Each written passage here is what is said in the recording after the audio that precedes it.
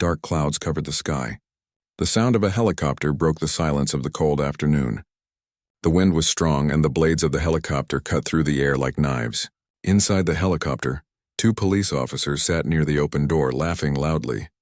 Between them stood a woman, handcuffed, tired, and scared. Her name was Maya.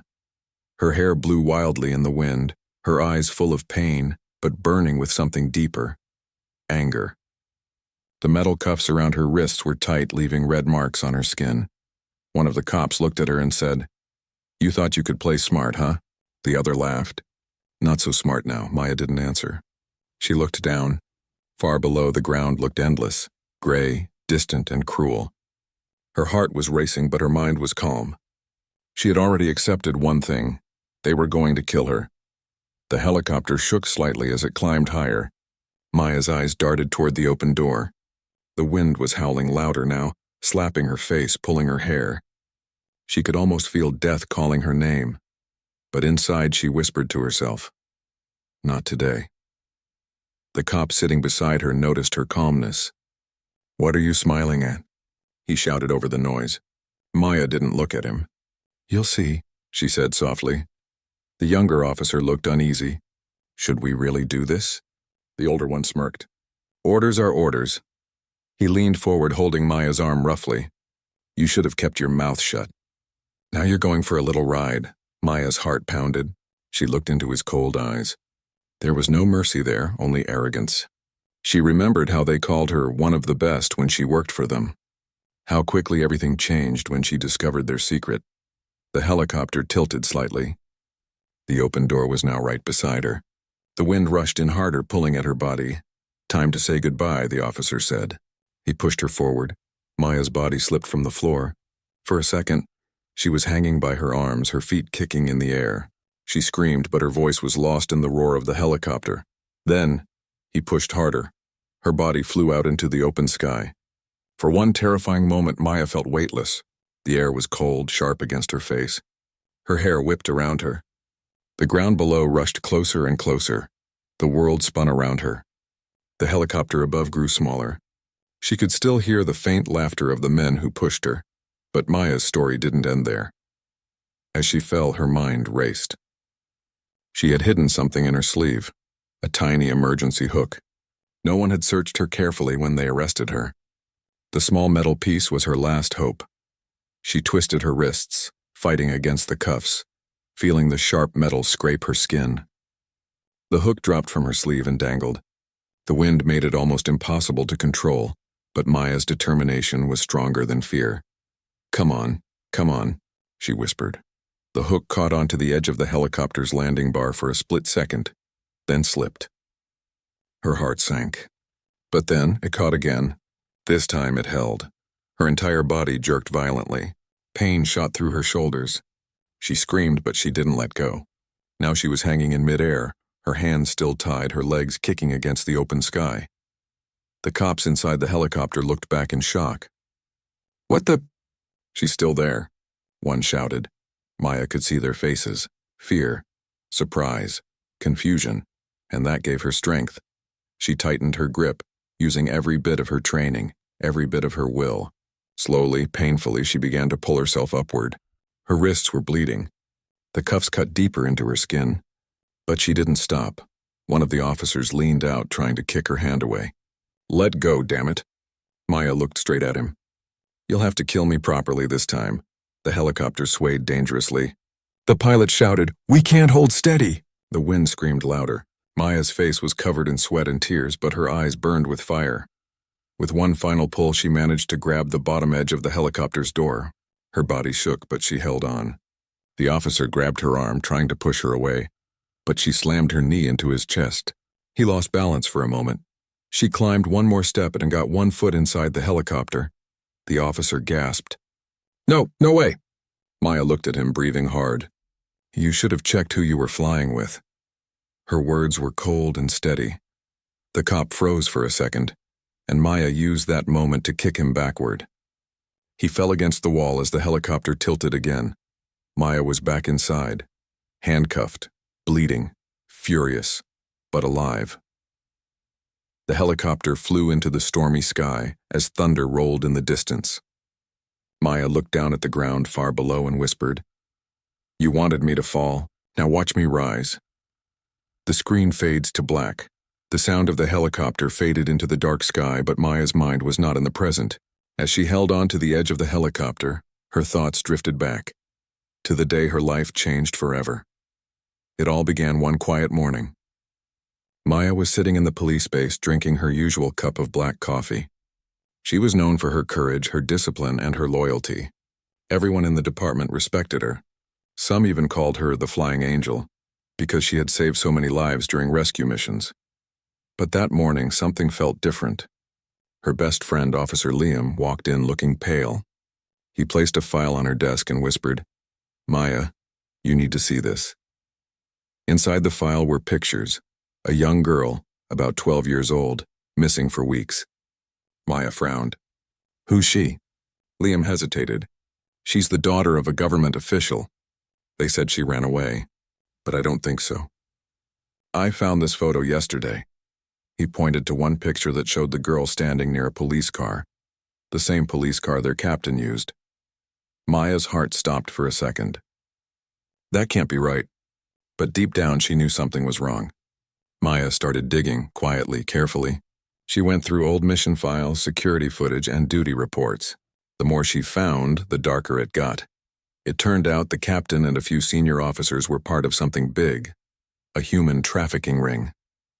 They used rescue missions as cover, taking vulnerable people and selling them. The missing girl was one of their victims. Maya couldn't believe it. She had worked beside these men for years. She had trusted them.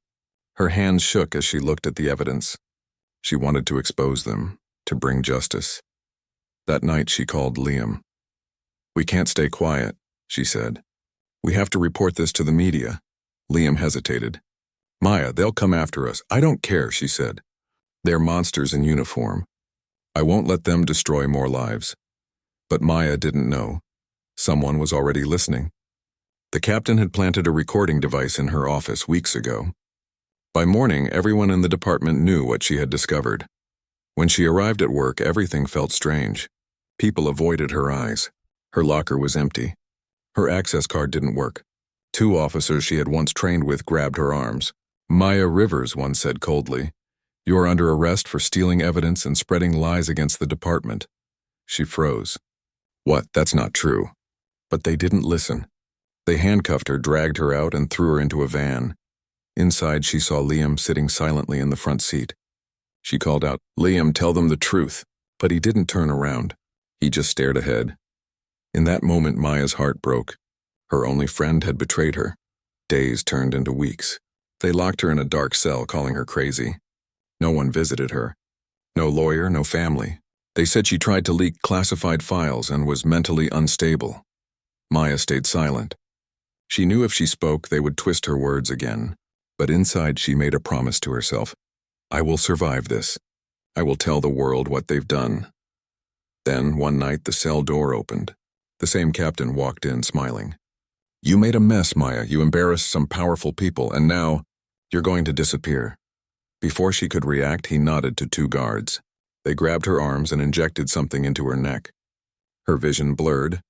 The world turned dark. When she woke up, she was in a helicopter, handcuffed, surrounded by the same cops she once called her team. The captain was there too. "You wanted to fly, didn't you?" he said, laughing. She looked at him with pure hate. "You'll pay for this," she whispered. He smirked. "Maybe in another life." That was when they opened the helicopter door. The wind roared. Her heart pounded.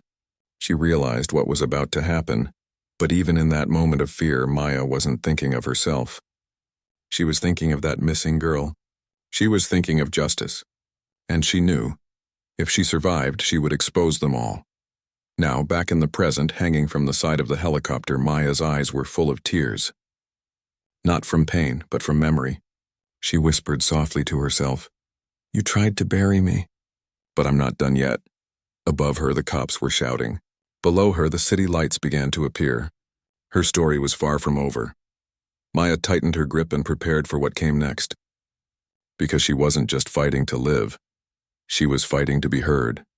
The wind screamed around her, but inside her heart, There was silence, a deep calm, filled with strength and purpose. She had fallen once, but she wasn't going to fall again. As lightning flashed in the sky, her eyes reflected the spark of something powerful, revenge and justice combined. The world thought Maya Rivers was gone. But the woman they feared had just begun her fight. The wind still roared around the helicopter, but inside, time seemed to stop. Maya was back inside, bruised, bleeding, handcuffed, but alive. The two officers stared at her like they had seen a ghost.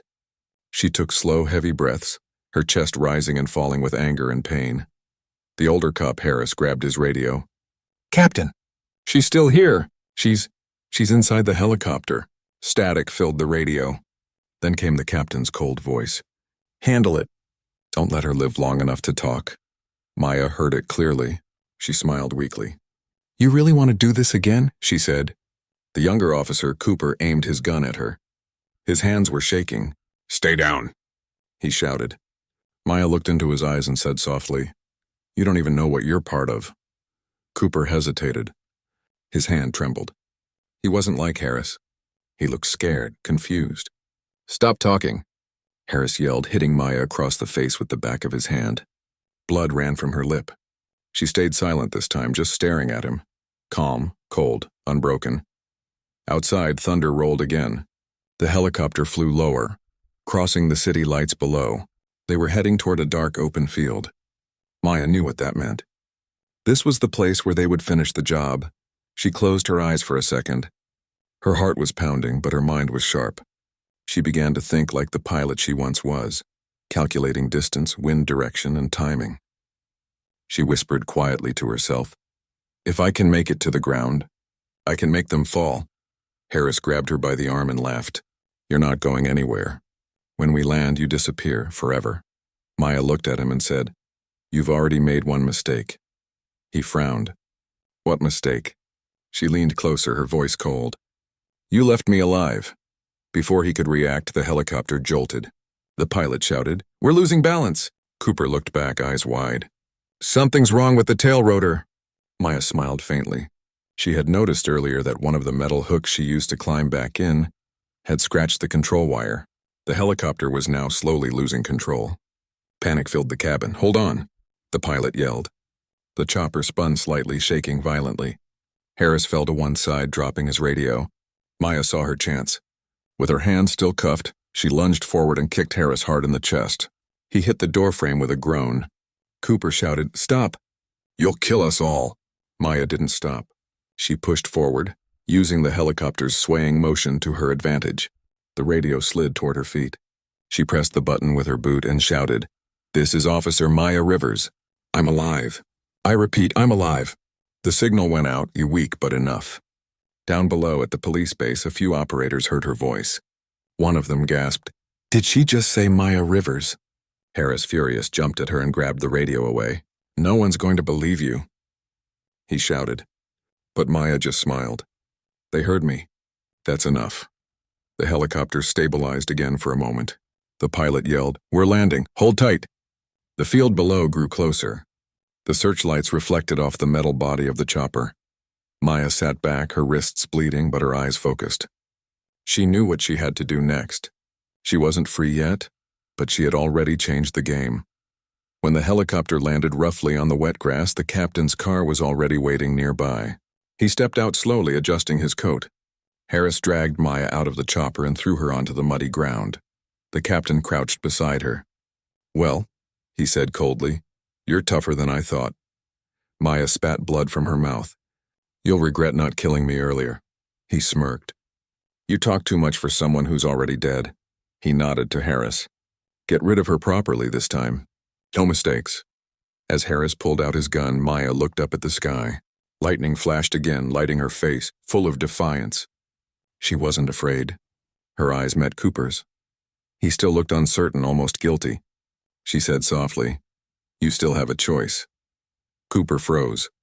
Harris turned toward him angrily. "What are you doing? Do it!" But Cooper didn't move. His fingers shook on the trigger. Maya spoke again, louder this time. "They're lying to you, Cooper. You think I'm the criminal? Check the records and the missing girl, file 47A. They're covering it up. Cooper's eyes widened. How do you know about that file? Maya's voice broke. Because I tried to save her. They're the reason she's gone. For a moment, no one spoke. Only the sound of rain hitting the helicopter filled the air. Then Cooper slowly lowered his gun. Harris shouted, "What the hell are you doing?" Cooper looked at Maya, then back at Harris. I'm done. I didn't sign up for this. In that split second, Harris turned his gun toward Cooper, but Maya acted faster. She kicked Harris's leg, making him lose balance. The gun went off, a loud shot echoing across the empty field. Cooper dropped to the ground, terrified.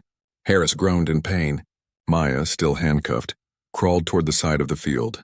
Her breath was heavy, but her will was stronger than ever. The captain shouted from the car, "Get her! Don't let her escape again." Maya ran toward the dark woods, her hands bleeding, rain pouring down her face. Behind her, flashlights moved, voices screamed, and sirens began to rise in the distance. But she didn't look back. Every drop of rain felt like fire on her skin, reminding her of everything they had taken from her. Now she wasn't running away. She was running toward something.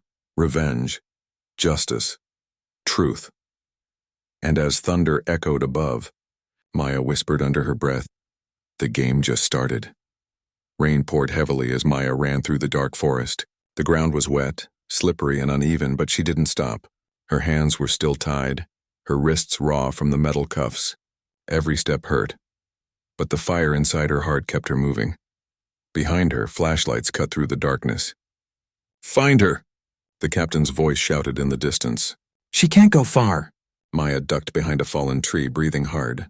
The cold wind made her shiver, but she didn't care. Her mind was sharp. She looked at the small tracker light blinking on her ankle. They were using a GPS. Tag, she grabbed a sharp stone and started.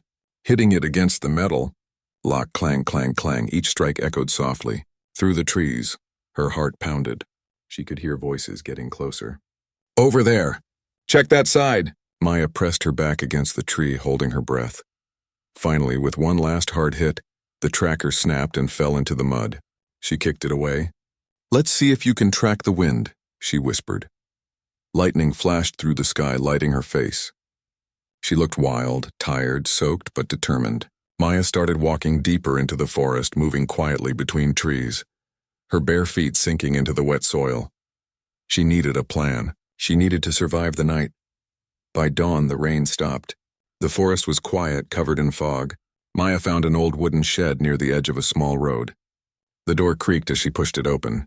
Inside, it was empty except for a broken chair and some tools. She sat down and looked at her wrists. Blood and mud covered them. She took a piece of cloth from the floor and wrapped her wounds tightly. Her reflection in a small, cracked mirror caught her eye. She barely recognized herself, and bruised, wet, exhausted. But her eyes still burned bright. She whispered, "They think I'm gone. Good. Let them think that." Maya knew she couldn't just run forever. She needed to expose them. The captain, Harris, all of them. But for that, she needed proof. And the only place that had proof was the department's main server. She smiled slightly. "Looks like I'm going home." That night, Maya walked along the deserted road, hiding her face under a stolen jacket she found hanging near the shed. Every car that passed made her heart race. She could feel danger all around her. When she finally reached the city's edge, she saw a news banner playing on a shop TV through the window. It said, "Our former officer Maya Rivers confirmed dead. Official report." She stopped. Her eyes widened. They had already announced her death. The captain was smart. He wanted the world to believe she was gone so no one would look for her. Maya felt anger boil inside her chest. "If I'm already dead," she whispered, "then I have nothing left to lose." Hours later, deep inside the police base, the captain stood in his office, staring out the window. Harris was there too, limping from his injury. "She's gone, sir," Harris said. "We checked the whole forest. No sign," the captain smiled. "Good. No body means no questions." But just as he spoke, his office phone beeped. A message appeared on the screen. "You left something unfinished." He frowned. "What is this?" Harris looked confused. "Who sent that?" The captain replied, "It's a joke." It has to be, but he didn't sound sure. Outside, rain started again, light and slow. Somewhere nearby, a shadow moved between the parked police cars. silent and quick. It was Maya. She had found her way back, sneaking in through the maintenance tunnel she had once used for training drills. Every corner of this place was familiar to her. She knew where the cameras were, where the files were stored, and where the truth was buried. She reached the underground records room. The door had a digital lock. Maya knelt beside it, remembering old habits. She took a broken wire from her sleeve, the same one that had once saved her life, and twisted it inside the lock panel. A spark, then a click. The door opened. She stepped inside quietly. The room was cold and dark, filled with filing cabinets and glowing computer screens. She searched quickly, her fingers moving over the keyboard. She typed File 47A, missing child case. The file appeared. Her eyes filled with tears as she saw the truth. Photos, voice recordings, names of officers, and transfer records. Everything she needed. Maya copied the data onto a small flash drive she found in the drawer. Then she heard footsteps. She froze. The door opened. Harris stepped in, holding a flashlight. "I knew it," he said. "You're like a bad dream, Maya." She stepped back slowly, gripping the flash drive tightly. "I'm just here to finish what you started," she said. Harris laughed. "You really think you'll make it out of here alive?" Maya looked at him calmly. "I already did once." He raised his gun. "Not this time." But before he could shoot, the emergency alarm went off, loud and sharp. Maya had already triggered it before he entered. The lights flashed red. Officers began shouting in the halls. She threw a chair at Harris, knocking him off balance, and ran toward the exit. He fired once and the bullet hit the wall near her head. She didn't stop running. As she burst through the back door, rain hit her face again. She clutched the flash drive close to her chest and whispered, "Now the world will see who you really are." Inside the station, chaos began. The captain shouted, "Lock every exit! She's alive! Find her!" But it was too late. Maya had already disappeared into the night. Her heart raced, her body ached, but she smiled for the first time in a long time, because now she wasn't the hunted one anymore. Now she was the one pushing them toward fear, and this time they would fall. Rain kept falling softly through the night. The city lights reflected in the puddles, and the streets were almost empty. Maya walked slowly through a narrow alley, holding her injured wrist. Her handcuffs were finally broken, but the marks they left on her skin would never fade. She stopped under a flickering streetlight and looked at the flash drive in her hand.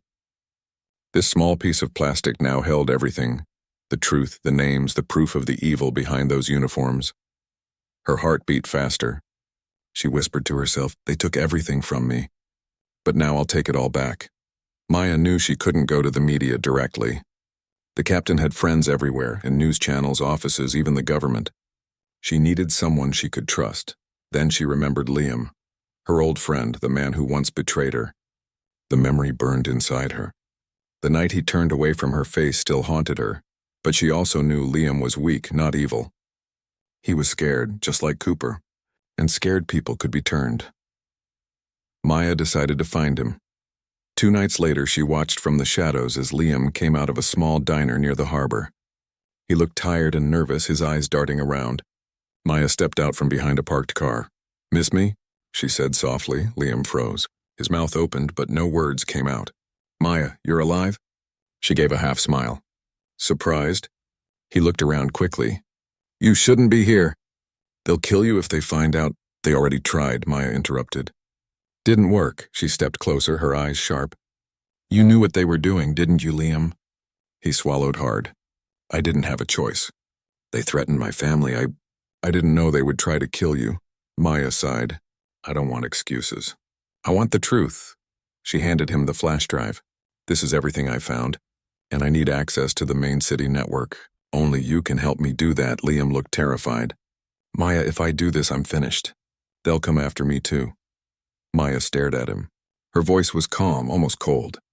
"They already came after me. Now it's your turn to do the right thing." For a long moment, Liam said nothing. The rain pattered softly between them. Then finally he nodded. "All right," he whispered. "Meet me tomorrow night at the old comms tower. I'll help you upload it." Maya gave a faint smile. "Good choice." Meanwhile, back at the police base, chaos grew every hour. The captain slammed his hand on the table. "How did she get into the records room? How?" Harris stood stiffly beside him, his arm bandaged. "Sir, we searched every contact she had. No one's seen her. The captain leaned forward. His voice turned low and dangerous. Then look harder. She's not a ghost. She's a mistake we need to erase. He turned to Cooper, who stood quietly near the door. And you were supposed to shoot her. Why didn't you? Cooper hesitated. She wasn't armed. It didn't feel right. The captain's eyes narrowed. Since when do feelings matter in my orders? He stepped closer and whispered, Remember this, officer. If you're not with me, you're against me. Cooper said nothing, but deep inside he knew he couldn't do this anymore. That night Maya waited at the old communication tower, a rusty structure on the edge of the city. The wind howled through the metal beams. Her jacket was soaked, but she didn't move. Every minute felt like an hour. Finally, a faint sound. Footsteps. Liam appeared, his face pale. He held a small laptop under his arm. Let's do this fast, he said nervously. Once we upload, everyone in the department will see it. Maya nodded. Let's end this. They connected the flash drive. The files started transferring slowly, painfully slow. Maya looked up at the sky. Clouds moved fast, lightning flashing in the distance. Something didn't feel right. Then, headlights. Several black cars stopped at the base of the tower. Her stomach dropped. Liam looked at her, terrified. They found us. Maya grabbed the laptop. Keep the upload going. But now, she shouted. The captain stepped out of the first car, surrounded by armed officers. His voice echoed through a loudspeaker. Maya Rivers. You're surrounded! There's no escape this time. Maya's heart pounded. She looked down at the laptop screen. 87% uploaded. Liam's hands were shaking. It's not done yet. Maya took a deep breath. Then I'll buy us time. She ran down the stairs of the tower as bullets hit the metal bars. Sparks flew everywhere. Maya moved fast, using the shadows, her old training coming back like instinct. Harris saw her and shouted, She's coming down. The captain grinned. Good, I'll finish this myself. He aimed his gun upward. Just then, Cooper stepped out from behind one of the cars. Sir, don't do this. The captain turned sharply. What did you say? Cooper's voice trembled but stayed steady. She's telling the truth. I checked the files. That missing girl, she was real. And you killed her. The captain's face twisted with rage. You fool, he hissed, and turned his gun toward Cooper.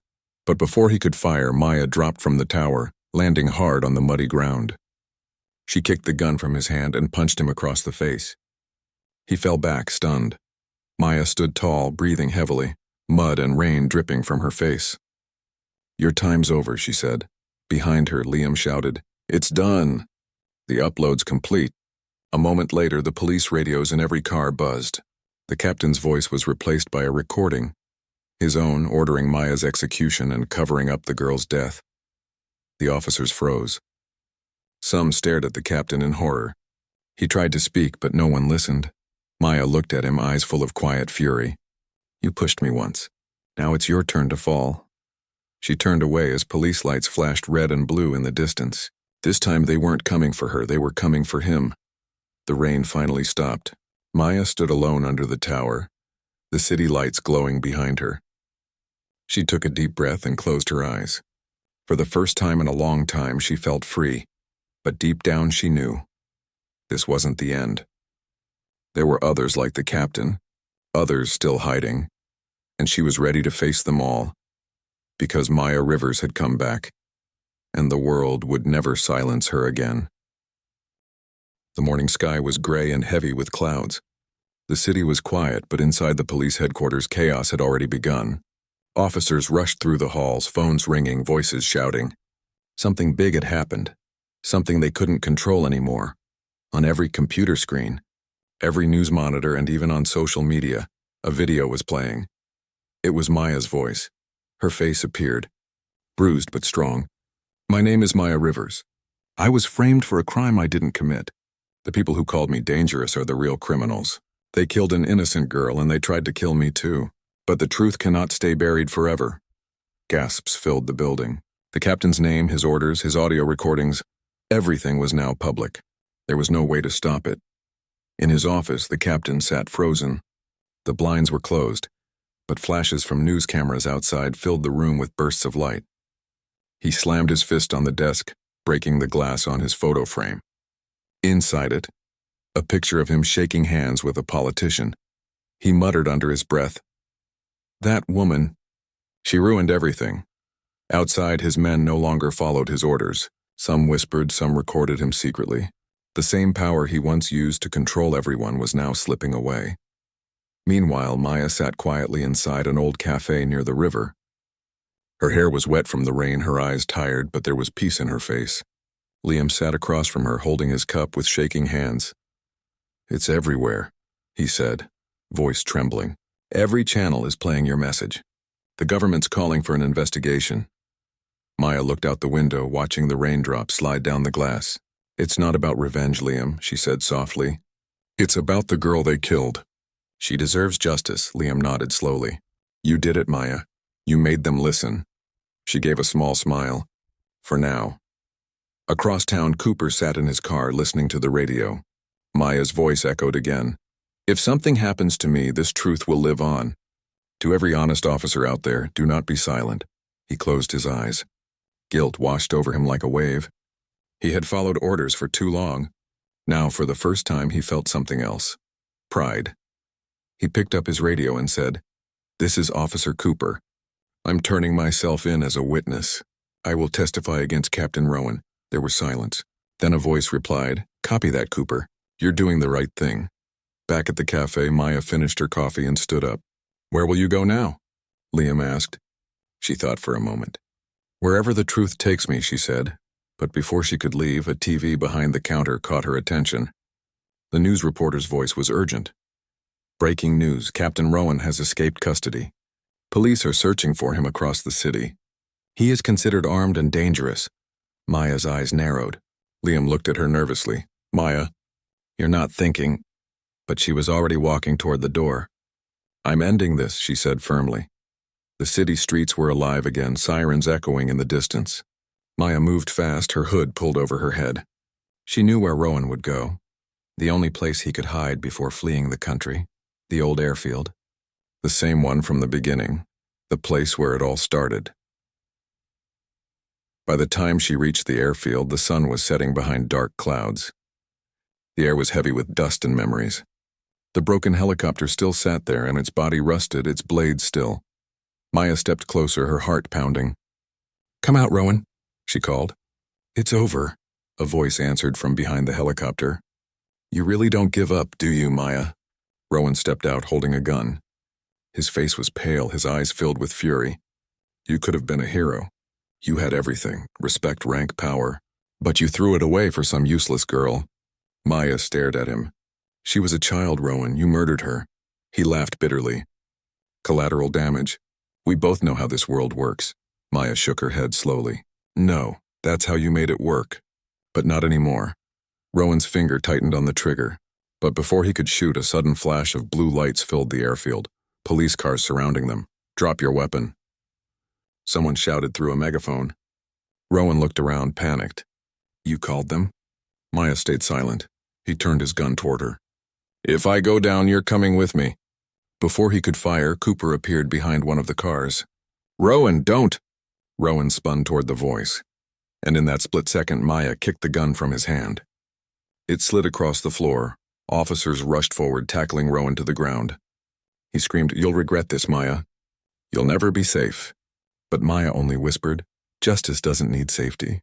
It needs courage." The next morning, the news spread everywhere. Captain Rowan arrested for murder and corruption. Officer Cooper honored for bravery. Ex-pilot Maya Rivers, the woman who exposed the truth. People called her a hero, but Maya didn't feel like one. She stood on a hill outside the city, watching the sunrise. The wind blew softly, and for the first time in years she smiled. She took out a small pendant from her pocket. It belonged to the missing girl. "You can rest now," she whispered. "It's over." But as she turned to leave, her phone buzzed. An unknown number. A single text message. "You think it's over?" "There are more like Rowan. Much more." Maya looked at the message, her face calm but her eyes burning with quiet fire. She pocketed the phone and walked away. The truth had been revealed, but her fight had just begun.